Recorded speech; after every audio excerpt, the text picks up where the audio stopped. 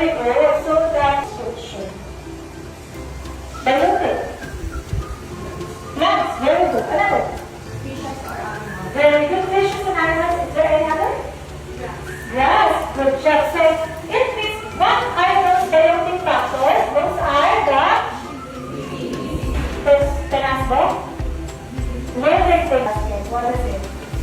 We could count what? Usually we count 4. Okay. Now, I come here.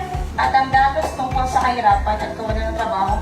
So, ito yung pinakahuling datos. Meron tayong tinatawag na poverty incidence at unemployment o walang trabaho na mayroong 4.4% noong November 2025.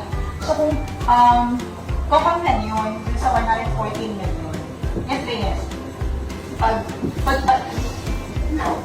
Ganda. So, pag kinumpute mo yung 15.5, ilan yun?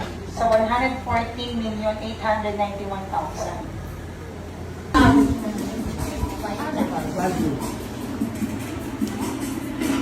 I need this. Because I said, this is a really good book. You're a really good bitch. Thanks so much for opening up to me. Shut up, queer. I understand. I mean, why you gotta go there? I've been having I'm afraid of these demons and what they might mean. Is that because I hate myself so much, I gotta point that hate outward towards you? And then it flies away. Okay, last. What did you do? Okay. You sang that? So learn for class. Okay. A song is composed of those. So a song is a so whole class is an example of linear class. Okay. Can you please give me another example of poem? Aside from song.